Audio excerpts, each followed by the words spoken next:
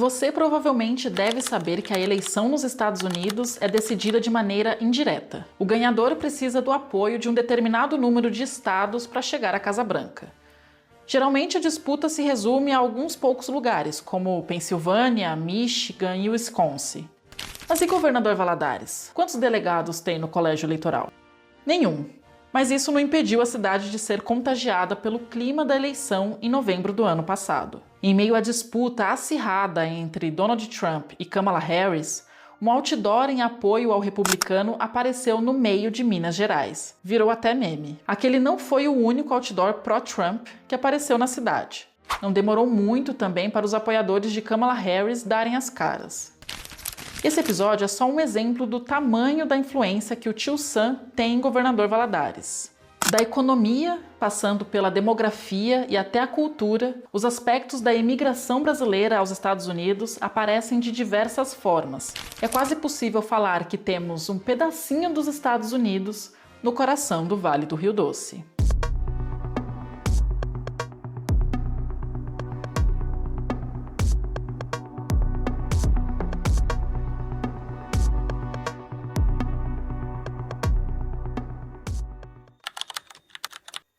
Se você assistiu ao primeiro capítulo da nossa série, você viu como surgiu essa emigração aqui em Valadares. Aqueles pioneiros que foram fazer a América lá nos anos 60 começam a trazer uma série de influências culturais e transformações econômicas para a cidade.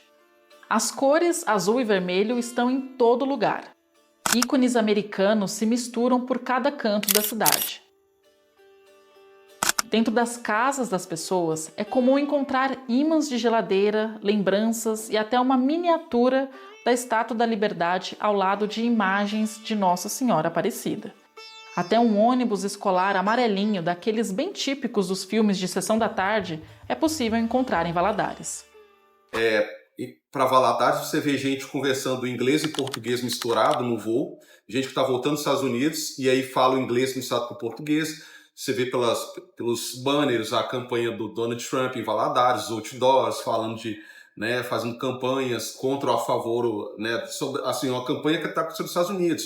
Há pouco tempo a gente tinha um banner, um outdoor, sobre uma padaria de Boca Raton, que estava em frente a um conjunto habitacional. Então, assim, quando vieram os Estados Unidos, vem a nossa padaria em Boca Raton. Então, assim, isso é tão cultural, tão nas marcas, algumas traços da construção civil e outras marcas identitárias, estabelecimentos comerciais, que você percebe essas marcas e elas estão muito presentes no cotidiano, as bandeirinhas, aquele negocinho de perfume de carro que está com a bandeirinha dos Estados Unidos, alguns I Love USA lá atrás, assim, no carro. Então isso é muito comum em Valadares, né? Essas marcas. E isso é muito resultado dessa identidade cultural híbrida que a gente acabou assimilando em função desse trânsito, né? Dessa transnacionalidade que é tão característico da região. Ao caminhar pela cidade, é como se estivéssemos nos filmes e séries que vemos. A própria arquitetura das casas lembram as construções americanas. Essa casa aqui parece ter sido tirada diretamente das praias de Malibu. Outras parecem as casas feitas de madeira que são bastante populares na América. Nós tivemos, por exemplo, na década de 80, segunda metade dos anos 80, foi um impacto significativo, um impacto econômico no setor imobiliário, de construção, de surgimento de bairros inteiros a partir das remessas que eram enviadas pelos imigrantes. Então, era um setor da economia que teve, né, vamos dizer assim, um boom imobiliário, né, em função dessas remessas. Mas foi um setor. Né? O comércio também acaba se movimentando em relação a isso, porque essas remessas ajudavam, né, as famílias que aqui ficavam, né? Então o comércio também de alguma forma recebia e era implementado por essas remessas. O investimento no ramo imobiliário continua até hoje. Se você quiser comprar casas, lojas, terrenos e cabeças de gado, é muito possível que terá de desembolsar as verdinhas. O dólar é praticamente a segunda moeda da cidade. Segundo a Prefeitura de Governador Valadares, cerca de 2 milhões de dólares circulam na economia local todos os dias. A estimativa, no entanto, é conservadora, porque essa economia acaba correndo de forma paralela. É possível falar em estimativas calculadas com base, primeiro, no número de pessoas que estão lá, segundo, dos negócios que acontecem em Governador Valadares, do aquecimento há muito tempo do setor imobiliário, principalmente, de novas empresas e de familiares e amigos que estão aqui, que são assistidos por essas pessoas que estão lá. Então, baseado, nesses números estimativos de 40 a 60 mil valadarenses, as pessoas, muitos aqui, setores, calculam que ingressem na economia valadarense algo em torno de 2 milhões de dólares dia, que daria, salvo engano, 700 milhões de dólares ano. Se fizermos uma média aí, você vai ver que é muito pouco por pessoa. E tem gente que acredita que seja até mais, porque não há um controle. Esse dinheiro também circula na economia por meio das remessas que os familiares que moram nos Estados Unidos enviam aos que ficaram. Há também quem compre imóveis aqui como forma de investimento, ou que façam reformas em sua casa que ficou na intenção de voltar no futuro. Os impactos econômicos, então, eles existem sim, mas eu não posso dizer, às vezes eu escuto pessoas dizendo a economia valadarense foi dolarizada. Isso nunca aconteceu, né? Você teve sim uma inflação quando você teve esse boom imobiliário aqui, em função das remessas. Então, as pessoas que viviam aqui, era quase que impossível construir, porque o preço do material de construção subiu muito, em função desse alto investimento que teve. Como a economia da cidade está diretamente ligada à emigração, quando os Estados Unidos entram em crise, a região do Vale do Rio Doce também se dá mal. Foi o que aconteceu em 2008. Quando deu a crise de 2008, né, em 2010, nós fomos fazer pesquisa exatamente sobre os retornados dos Estados Unidos, né? E fomos numa cidade chamada Poté. A cidade de Poté, ela é próxima de Teoflotone, que está a 100 quilômetros de Governador Valadares, mais ao norte, né? Nós vivíamos, em 2010, um momento de euforia econômica no Brasil, né? Então, um crescimento econômico, tudo isso.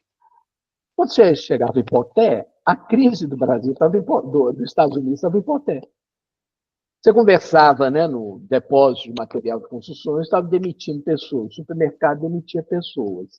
E aí todo mundo que era no carro saía para trabalhar em outras cidades, né, porque era onde tinha emprego. Outro impacto significativo é o demográfico, e esse é visível nas cidades menores.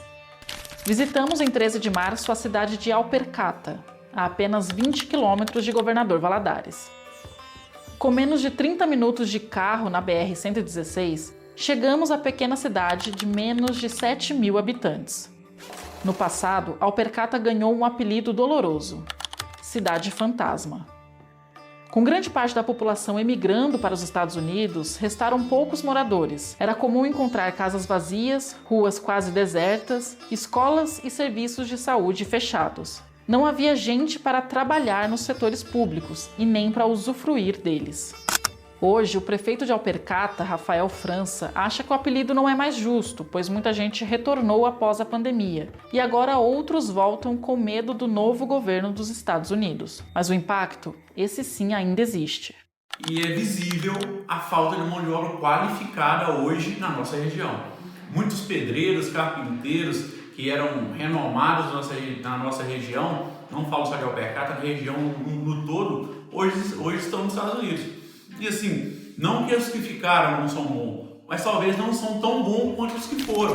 Na cidade, donos de escritórios de contabilidade, donos de farmácias, quem busca prestadores de serviços de pequenos reparos, relataram dificuldades para encontrar gente. Essa falta de mão de obra é também o retrato de uma migração que está mudando seu perfil. Antigamente, as pessoas iam para os Estados Unidos com o objetivo de voltar. Com isso, elas investiam na melhoria de suas casas na cidade e o dinheiro circulava. Hoje, as famílias inteiras têm ido embora, resultando em fechamento de escolas. A gente teve uma baixa muito grande, principalmente no ano 2023. Se você pegar a diferença das matrículas de 2023 para 2024, é natural. natural ter uma baixa aí, eu vou te dar um exemplo, de 15 a 20% da quantidade de alunos. Mas de 2024 para 2025 a gente não teve essa baixa. Então existiu um equilíbrio. As pessoas não foram tanto para os Estados Unidos no final de 2024, porque é aquele medo do presidente, vai mandar todo mundo embora. E as pessoas saem daqui com uma dívida muito grande. As pessoas, que a gente sabe aí que isso aqui tem pessoas, tem família que vai embora devendo 200 mil reais. Como uma pessoa que vai ser deportada vai pagar 200 mil reais aqui? Então aí existe essa dificuldade e aí ficou o medo. E o que eu percebi em 2023, um pouco a diferença da imigração de anos anteriores. Anos anteriores ia o pai ou a mãe para quê? Buscar uma melhor qualidade de vida para as pessoas que ficavam aqui. Em 2023 não, iam as famílias inteiras. Então a ideia era que não iam voltar mais. Então isso teve essa diferença que foi muito grande. Aí bate no ponto onde você falou, casas fechadas, porque se vai todo mundo, a casa naturalmente vai ficar fechada. Quando ia só o pai, ou só a mãe, ou só um filho, para melhorar a qualidade de vida das pessoas que vivem na cidade, não. As pessoas que estavam ali, ele ia lá, ganhava, mandava para cá, melhorava a casa, comprava carro, conseguia dar o estudo para os filhos aqui. No ano de 2023 ou 2024, não. Iam as famílias inteiras, crianças pequenas, crianças no colo, ia todo mundo para os Estados Unidos e assim, foi vou usar uma palavra bem simples, foi uma enxurrada de gente da nossa região. A queda populacional tem sido tão significativa que nas últimas eleições municipais de 2024, Rafael França foi candidato único. Governador Valadares também teve um caso parecido. Em 2024, pela primeira vez, o município não teve segundo turno, porque a população eleitoral diminuiu no último censo. Pouco mais de 198 mil pessoas estavam aptas a votar em Valadares no ano passado. Mais de 15 mil a menos que nas últimas eleições municipais.